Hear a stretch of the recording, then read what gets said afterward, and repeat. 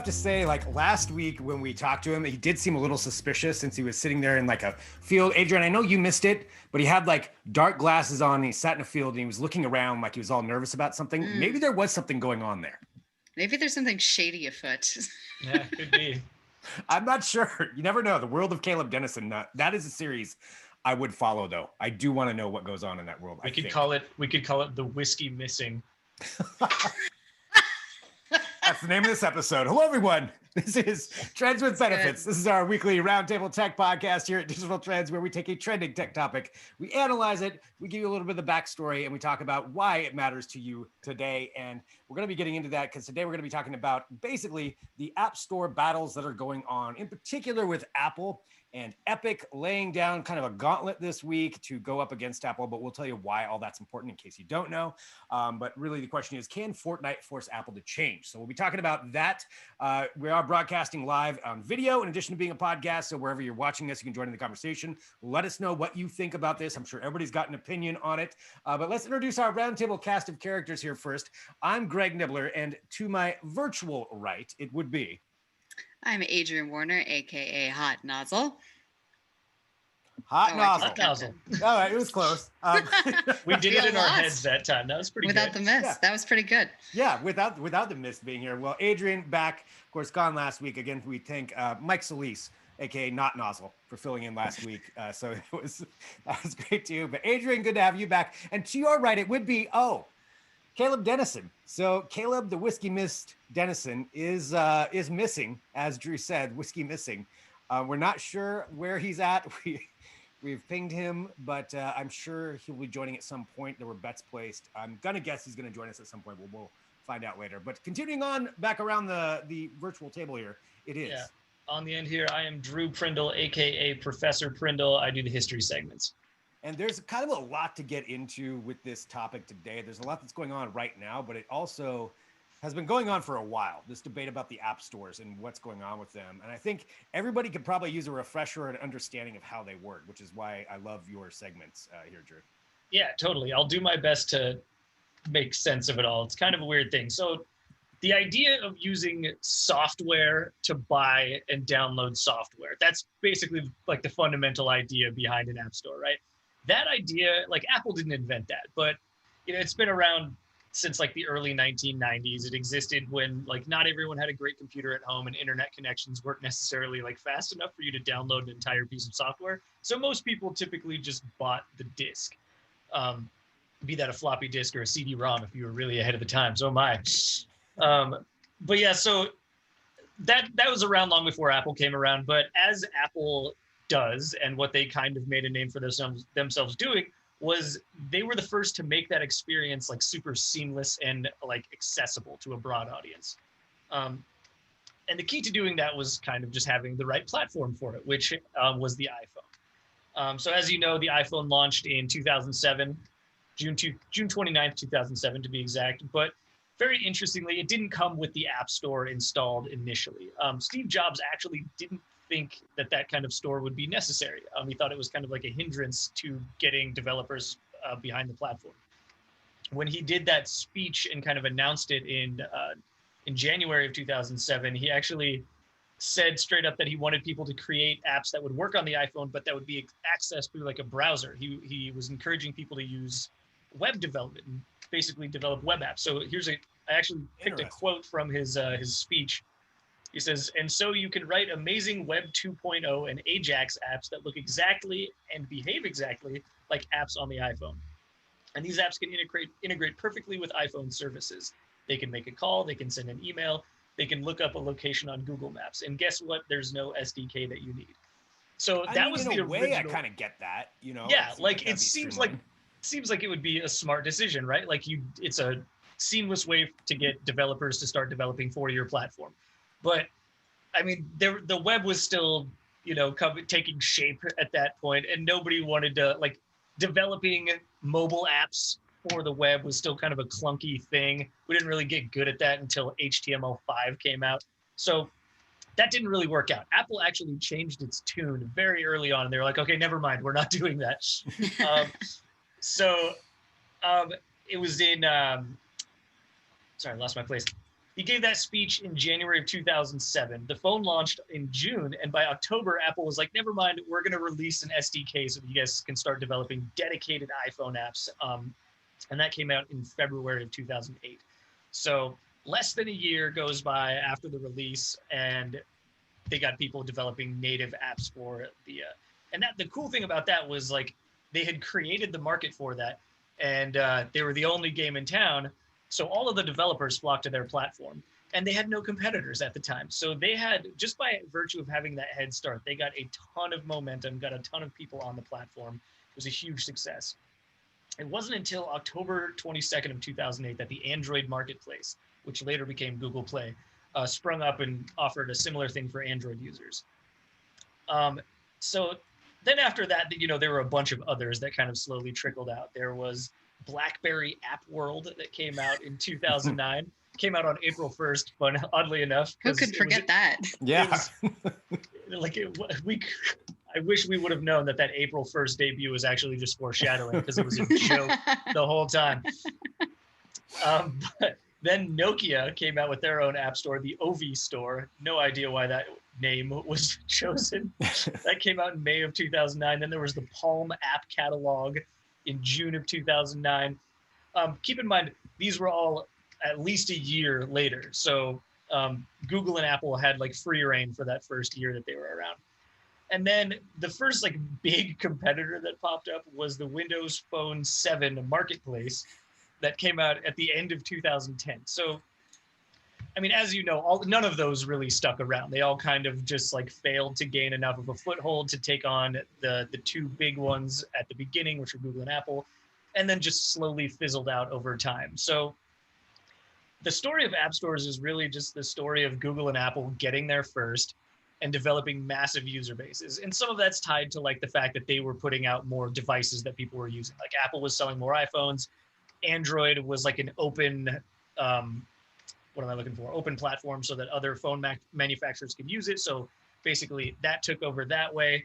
And they were just so dominant from the beginning. And that's continued. And the interesting thing now is like that's kind of becoming a problem. Like there are no other places to get big apps, and if somebody doesn't play by Google and Apple's rules, like we saw from Epic, and they get ixnayed from those app stores, they got nowhere else to go. I mean, luckily for Fortnite, they're available on other platforms. Nobody was really playing them on, mobile devices to begin with. So, yeah, it's just a really interesting story, interesting time we find ourselves in. Yeah, and I think that's kind of at the crux of the situation, really. It's just they were there first. They have the platforms that people are on. So, what does that mean? Does that mean, you could go to a Nokia if they still have their store or whoever else, but I mean, it's not going to be the same. And that's part of what, going back to what happened a couple of weeks ago, when we get into the antitrust investigations that Congress was doing with Amazon, Apple, Google, and Facebook, in particular for Apple, but also Google. Part of the antitrust issue is with these app stores, because one of the big things that they do on that is they take 30% of the revenue right off the top for any purchases made within those stores. So somebody who develops some brand new app, puts it in there, you're only making 2/3 of what you put in there. It's not only 70% of whatever the app costs. Like if you're paying for an app, they're taking 30% of that cost, and the developer's only getting 70%. But it's also for in-app purchases, and also for subscriptions for the first year, and then they knock it down to 15% after that. But still, they're taking so much off the top, and because there's really nowhere else for these developers to go that's going to have this same user base, where they're going to get as much attention. They kind of just have to play by those rules and accept that 30% commission. Yeah, and that's kind of the crux of all of this is like, well, if you don't play by our rules, good luck elsewhere. Like you just really don't have a whole lot of choice in the matter. And what I thought was interesting is I was looking up some stuff about how these in-app purchases came to be. And this wasn't even intended to be a major revenue stream for Apple when in-app purchases were introduced. And this whole rule about taking 30% was introduced. And it wasn't until much later that I forget exactly what the breakup is of like how much they're making and how much of their revenue stream this is ending up being, but it's like it makes up for so much of what Apple's making. They clearly don't want to give it up. Like, there's not going to be any wiggle room because they're kind of really dependent on it. I mean, it's easy money. Like something gets successful, they don't have to build anything really, and that's I guess where it comes down to too with the antitrust. Like, is 30% a fair take? You know, for them building the platform and having this area for everybody else to make money off of, or should it be a better percentage? And that's something for anybody listening live to or watching live. You know, I'd love to know opinions on that because I can kind of see it their way of like, hey, we built this thing, like you want to be on here, this is what you have to pay. But 30% is so high that it feels like kind of like a mafia move. Like we were talking off air before we got on here. You know, it's like you got to pay Apple, pay Tim Cook. You know, I mean, it's so big, and that's where that's the issue is, you know, are they really monopolies when it comes down to this, and is that worthy of an antitrust investigation based on just those things? A couple of things, and we can come back to that too. I did want to touch on just why Epic is such a big one here in this, because companies have been complaining about the 30% for a long time. But again, what are you going to do? You got to pay. So everybody's still on there. But Epic has, along with some other companies, has been complaining about the fact that they take 30%. So what they did over this last week, in case anybody doesn't know all the details, they went and with Fortnite, there's in-game dollars that you can buy called V-Bucks. And they intentionally made a big deal about how you could buy that basically in-app, skipping Apple's pay system, and you could get it for I think it was 20% off what you could get elsewhere. So they just like made this big deal about, hey, skip Apple's pay system and we'll give you a discount. And that was really just to get Apple and Google's attention of the fact that they were doing this. And so Apple and Google, of course, that violated the terms. So they took out Fortnite out of the app stores. And then Epic immediately filed a lawsuit, which they already had clearly planned. It's like within minutes, filed a lawsuit against Apple, and then put out this video that essentially made fun of Apple's original commercial back in, I think it was 84 when they did this, when they had their commercial where it was like Apple was the one like smashing the system and the corporate overlords. And now this video has Apple as the corporate overlords, and then somebody from Fortnite smashing a hammer and breaking it up. So they have this whole push to do it. And I think that's interesting to me that they're trying this. Like, just that they're trying to do it. It's a bold move to go up against somebody like this. Yeah, I think if anybody can do this, it's Epic, because Fortnite is so popular and it's one of those games that's on absolutely every platform. And it was a success on other platforms like I don't know, Steam, just like PC gaming. Like it was a big thing there. It was on all these consoles. So when they came to these mobile platforms through iOS and through Android, that was just kind of a thing like, hey, let's just do this because we can, because we're already huge. So it's not a massive hit for them to not be on Google Play or iOS. So this is kind of a power move. They're like, whatever, if you bar us from the App Store, which they totally have, it's whatever, we can brush it off. I don't think a lot of other companies have that same luxury of being such a boss and being so diversified on every other platform that they can get away with that. So yeah, I think it's crucial that Epic is the one fighting this fight, and it's not just like a coalition of smaller guys who have a lot more to lose by getting kicked out of the App Store. Like, part of an extension of that argument, and I don't quite understand how this prevents people from using this, but if you remove Epic and you remove Fortnite from the App Store, their argument is that will prevent people from using the Unreal Engine, which is Epic's gaming engine that a lot of mobile developers use. I don't understand personally, so if you guys can explain how this would prevent people from using that, but that should get everybody a bit riled up, because if you care about gaming at all, you know what an industry standard that is. Yeah, that's a good point. So that's something that came out in a lawsuit that was filed yesterday in the Epic lawsuit. So essentially, Apple is playing real hardball with Epic, and pulling Fortnite out for Epic, I don't think they can handle that. Even though I think Fortnite had 100 million downloads or more in Apple, like in iOS, like 2 years ago or something like that was a stat. That's if you already have the app, you can still keep playing. You just won't get updates, but nobody new can download it.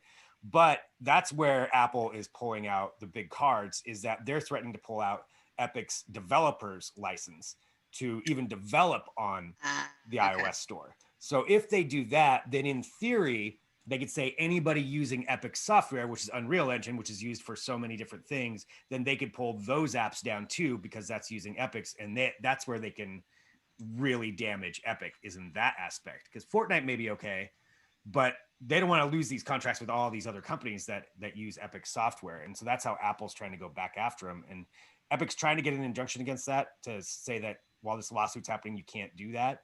But as of right now, Apple's just like, nope, here's what we're going to do. We're going to pull the plug on everything. And they think they're big enough to handle that. And I guess that's the question. Is Apple big enough to just do that? To pull that, say all these other games that use that software get pulled. I mean would that matter to Apple? I think they could do it, but will they? I think the PR nightmare they'd be facing just by being like the bad guy. They're already in hot water with, like, because there's so much antitrust in the air right now. Like, everybody is out to get big tech. We're just talking about breaking them up and regulating them like this for the first time. And there's a lot of momentum behind that movement. And I think Apple runs the risk of being on the wrong side of the public if they just nix all of the Unreal Engine games from their store. Yeah. I mean, but what would people do? Well, I mean, and I'm just saying this for like devil's advocate. Like, point. What would people give up their iPhones and go to Google? Well, that's a great question. I mean, what would educators do who are really dependent on Apple products, or, have those in the classroom or at home from the classroom, given all of our situations?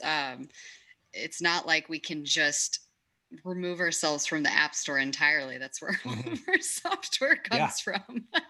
Yeah. I mean, I don't know how we could do that. Yeah. And I guess that's part of why, it's an antitrust investigation. Same thing with Facebook. They had the test run there where all those advertisers pulled out. There was that Stop Hate for Profit campaign. Huge advertisers dropped their advertising dollars from Facebook, and Facebook just said, okay, we'll be fine. They'll be back. And they were right. They were fine.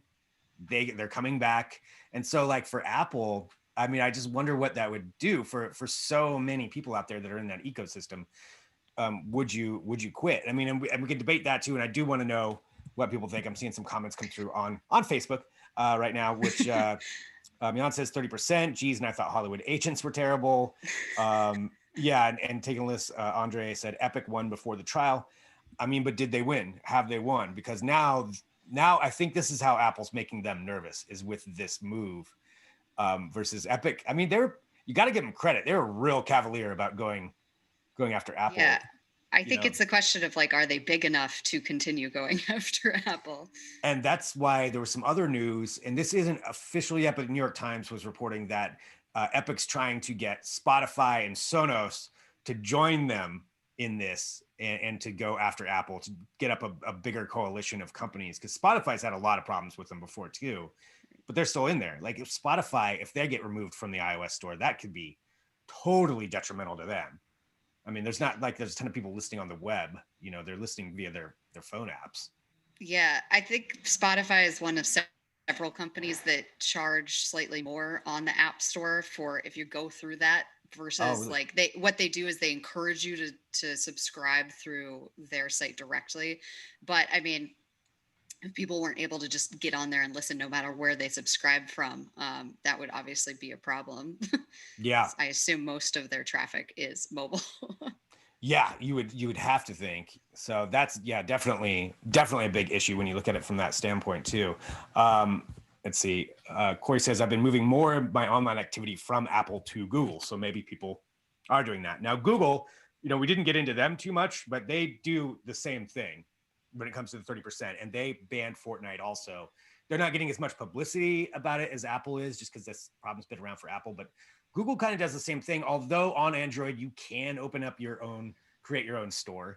It's just how many people are going to go to it? Just like we brought up at the beginning, all these, the BlackBerry store, or I guess that's not necessarily the same thing, but even looking at, like, Samsung has their own mobile store, which they try to force you to use. And I'm a Samsung user, and I do not use the Samsung mobile store because it's much easier to go to Google and use it that way. So there's some different issues there kind of going on that side of things. Yeah, why isn't Google such a big part of all of this conversation? Like, why is Apple taking most of the heat? I think it's just because it's Apple and they're skating by, and I think maybe because Apple's had more of these issues publicly, but yeah, I'm not really sure why Google's not getting as much wrapped up. Because we're angry about other things for Google. They got Yeah. grilled at the antitrust hearing for a whole suite of different things. I feel like they just saved all of this App Store anger for Apple, because that was really the only thing that Tim Cook took heat about during that hearing last month. Yeah, It's true. It's easier to laser focus in on one thing versus if you commit a billion other crimes. Exactly. We'll deal with you with something else, Google. Well, something else that Apple is doing too, just getting into this and talking about, whether the App Store is monopoly, what should be done about it, how you can handle it, is they are like Apple's going after their rivals when it comes to the idea of streaming gaming. Apple really wants to be involved in gaming, and that's one thing that they've just never been able to do right, but they still want to get there. And they've got like Apple Arcade, but something else that they've been doing is basically figuring out ways to block other services from being on there. And I'm talking about Facebook and Google and Microsoft with xCloud. So Google Stadia, Facebook Gaming, Microsoft xCloud, to where they're making it so difficult to get those apps on that for Facebook Gaming, the only way they got approved is they had to strip out all of the games out of it. So it's minus just like a few free ones that are in there. But because of the fact that they wouldn't let Facebook sell games within their own app, because Apple hadn't approved them. So they weren't sure if they were safe. And that's how they got around that, just to like basically stifle any competition on there. And that to me, like that sounds like an antitrust violation. Yeah, that sounds pretty flagrant to me. Yeah. And I think that's the thing. It's like, yes, they can do these things. They do have the power to like block people from certain activities on their platforms, and they could even banish anybody who uses what's it called, the Unreal Engine or anything like that. They could do those things. They have the power to. But if they do that, isn't that more proof that they're so like that is more proof of anti-competitive behavior that's just going to add to the case against them on the governmental level? So like, I feel like they have to tread softly here, because obviously they don't want to just like cave to the demands of these other people and just like get walked all over by these other companies. But if they come down too hard, then they risk the government like actually coming in and regulating them, which I think there's a lot of momentum behind, like I said before. So yeah, they're in a very tight spot right now, and I'm not really sure how they're going to play it. Yeah, I mean these lawsuits and all these threats that they're doing against Epic, I don't know. I mean that's a battle that's going to be really interesting to see how that goes. And I guess that comes down to one of the things that we're asking.